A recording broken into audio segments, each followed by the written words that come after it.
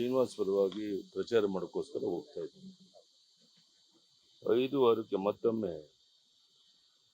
ಬಾಗಲಕೋಟೆಯಲ್ಲಿ ವೀರಣ್ಣ ಚಿರಂತಿಮಠ ಪರವಾಗಿ ಚುನಾವಣೆಗೆ ಹೋಗ್ತಾ ಇದ್ದಾರೆ. ನನಗೆ 100% ವಿಶ್ವಾಸ ಇದೆ. 2 ಕ್ಷೇತ್ರದಲ್ಲಿ ಬಹಳ ದೊಡ್ಡ ಅಂತರದಲ್ಲಿ ನಮ್ಮ ಇಬ್ಬರು ಅಭ್ಯರ್ಥಿಗಳು ಗೆಲ್ಲೋರಿದ್ದಾರೆ. ಕರ್ನಾಟಕ ರಾಜ್ಯದಲ್ಲಿ ಭ್ರಷ್ಟಾಚಾರ ತಾಂಡವಾಡ್ತಾ ಇದೆ. ಜನಹಿತವನ್ನ ಸಂಪೂರ್ಣ ಮರೆತು ಒಂದು ರೀತಿ ತೊಗಲಕ್ ದರ್ಬಾರನ್ನ ಸಿದ್ದರಾಮಯ್ಯನವರು ನಡೆಸ್ತಾ ಇದ್ದಾರೆ. ಅಜೀರ್ಣ ಆಗುವಷ್ಟು ಬಹುಮತ ಈಗಾಗಲೇ ಇದೆ. ಮತ್ತೊಮ್ಮೆ ಚುನಾವಣೆಯನ್ನು ಗೆದ್ದರೆ ಅಧಿಕಾರ ಮತದಿಂದ ಇನ್ನೂ ಹೆಚ್ಚು ಭ್ರಷ್ಟಾಚಾರಕ್ಕೆ ಅವಕಾಶ ಕೊಟ್ಟಂತಾಗುತ್ತೆ. ಅದಕ್ಕಾಗಿ ನಾನು ಕೈ ಜೋಡಿಸಿ 2 ಕ್ಷೇತ್ರದ ಮತದಾರರಲ್ಲಿ ಪ್ರಾರ್ಥನೆ ಮಾಡ್ತೇನೆ. ಈ ಬಾರಿ ಕಾಂಗ್ರೆಸ್ಗೆ ತಕ್ಕ ಪಾಠವನ್ನು ಕಲಿಸೋಕ್ಕೋಸ್ಕರ ಭಾರತೀಯ ಜನತಾ ಪಾರ್ಟಿ ಇಬ್ರು ಅಭ್ಯರ್ಥಿಗಳನ್ನ ಗೆಲ್ಲಿಸ್ಕೊಡ್ಬೇಕು ಅಂತ ವಿನಂತಿಯನ್ನು ಮಾಡ್ತೇನೆ. ಬಾಗಲಕೋಟೆಯಲ್ಲಿ ಯತ್ನಾಳ್ ಅವರು ಪ್ರಚಾರ ಮಾಡ್ತಾರಂತೆ ನಿಮ್ಮ ಬಿಜೆಪಿ ಅಭ್ಯರ್ಥಿ ಪರವಾಗಿ. ಯಾರೇ ಬಂದ್ರು ಅವಕಾಶ ಇದೆ, ಬರ್ಲಿ, ಸ್ವಾಗತ ಮಾಡಿ. ಸರ್, ಇಡೀ ಸರ್ಕಾರನೇ ಹೋಗಿ ಅಲ್ಲಿ ಬೈ ಎಲೆಕ್ಷನ್ ಮಾಡೋದಕ್ಕಿದೆ ಸರ್.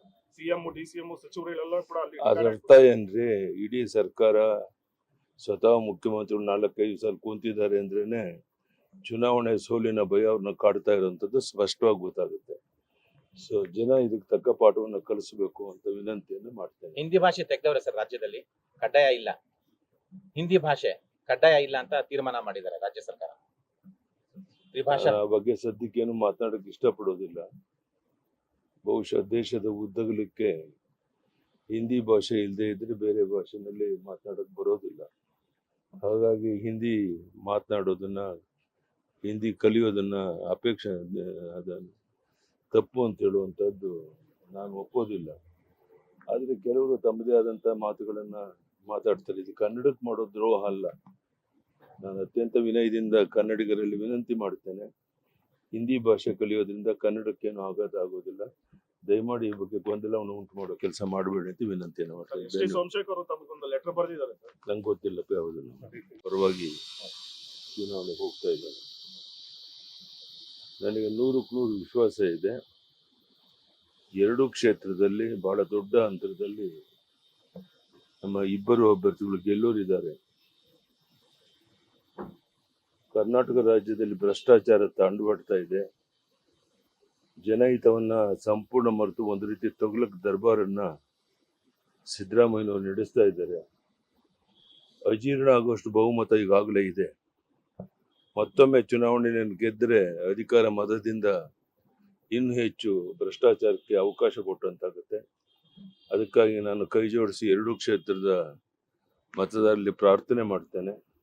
ಈ ಬಾರಿ ಕಾಂಗ್ರೆಸ್ಗೆ ತಕ್ಕ ಪಾಠವನ್ನು ಕಲಿಸೋಕ್ಕೋಸ್ಕರ ಭಾರತೀಯ ಜನತಾ ಪಾರ್ಟಿ ಇಬ್ರು ಅಭ್ಯರ್ಥಿಗಳನ್ನ ಗೆಲ್ಲಿಸ್ಕೊಡ್ಬೇಕು ಅಂತ ವಿನಂತಿಯನ್ನು ಮಾಡ್ತೇನೆ. ಬಾಗಲಕೋಟೆಯಲ್ಲಿ ಯತ್ನಾಳ್ ಅವರು ಪ್ರಚಾರ ಮಾಡ್ತಾರಂತೆ ನಿಮ್ಮ ಬಿಜೆಪಿ ಅಭ್ಯರ್ಥಿ ಪರವಾಗಿ. ಯಾರೇ ಬಂದ್ರು ಅವಕಾಶ ಇದೆ, ಬರ್ಲಿ, ಸ್ವಾಗತ ಮಾಡಿ. ಸರ್, ಇಡೀ ಸರ್ಕಾರನೇ ಹೋಗಿ ಅಲ್ಲಿ ಬೈ ಎಲೆಕ್ಷನ್ ಮಾಡೋದಕ್ಕಿದೆ ಸರ್. ಸಿಎಂ, ಡಿಸಿಎಂ, ಸಚಿವರೆಲ್ಲ ಕೂಡ ಅಲ್ಲಿ. ಅದ್ರ ಅರ್ಥ ಏನ್ರಿ? ಇಡೀ ಸರ್ಕಾರ ಸ್ವತಃ ಮುಖ್ಯಮಂತ್ರಿಗಳು 4-5 ಸಲ ಕೂತಿದ್ದಾರೆ ಅಂದ್ರೇನೆ ಚುನಾವಣೆ ಸೋಲಿನ ಭಯ ಅವ್ರನ್ನ ಕಾಡ್ತಾ ಇರುವಂತದ್ದು ಸ್ಪಷ್ಟವಾಗಿ ಗೊತ್ತಾಗುತ್ತೆ. ಸೊ ಜನ ಇದಕ್ಕೆ ತಕ್ಕ ಪಾಠವನ್ನು ಕಲಿಸಬೇಕು ಅಂತ ವಿನಂತಿಯನ್ನು ಮಾಡ್ತೇನೆ. ಹಿಂದಿ ಭಾಷೆ ತೆಗೆದವ್ರೆ ಸರ್, ರಾಜ್ಯದಲ್ಲಿ ಕಡ್ಡಾಯ ಇಲ್ಲ, ಹಿಂದಿ ಭಾಷೆ ಕಡ್ಡಾಯ ಇಲ್ಲ ಅಂತ ತೀರ್ಮಾನ ಮಾಡಿದ್ದಾರೆ ರಾಜ್ಯ ಸರ್ಕಾರ. ಆ ಬಗ್ಗೆ ಸದ್ಯಕ್ಕೇನು ಮಾತನಾಡಕ್ಕೆ ಇಷ್ಟಪಡೋದಿಲ್ಲ. ಬಹುಶಃ ದೇಶದ ಉದ್ದಗಲಕ್ಕೆ ಹಿಂದಿ ಭಾಷೆ ಇಲ್ಲದೆ ಇದ್ರೆ ಬೇರೆ ಭಾಷೆನಲ್ಲಿ ಮಾತನಾಡಕ್ ಬರೋದಿಲ್ಲ. ಹಾಗಾಗಿ ಹಿಂದಿ ಮಾತನಾಡೋದನ್ನ, ಹಿಂದಿ ಕಲಿಯೋದನ್ನ ಅಪೇಕ್ಷೆ, ಅದನ್ನು ತಪ್ಪು ಅಂತ ಹೇಳುವಂಥದ್ದು ನಾನು ಒಪ್ಪೋದಿಲ್ಲ. ಆದರೆ ಕೆಲವರು ತಮ್ಮದೇ ಆದಂಥ ಮಾತುಗಳನ್ನ ಮಾತಾಡ್ತಾರೆ. ಇದು ಕನ್ನಡಕ್ಕೆ ಮಾಡೋ ದ್ರೋಹ ಅಲ್ಲ. ನಾನು ಅತ್ಯಂತ ವಿನಯದಿಂದ ಕನ್ನಡಿಗರಲ್ಲಿ ವಿನಂತಿ ಮಾಡ್ತೇನೆ, ಹಿಂದಿ ಭಾಷೆ ಕಲಿಯೋದ್ರಿಂದ ಕನ್ನಡಕ್ಕೇನು ಆಘಾತ ಆಗೋದಿಲ್ಲ. ದಯಮಾಡಿ ಈ ಬಗ್ಗೆ ಗೊಂದಲವನ್ನು ಉಂಟು ಮಾಡೋ ಕೆಲಸ ಮಾಡಬೇಡಿ ಅಂತ ವಿನಂತಿಯನ್ನು ಮಾಡ್ತೇನೆ. ನಂಗೆ ಗೊತ್ತಿಲ್ಲ ಯಾವುದನ್ನು.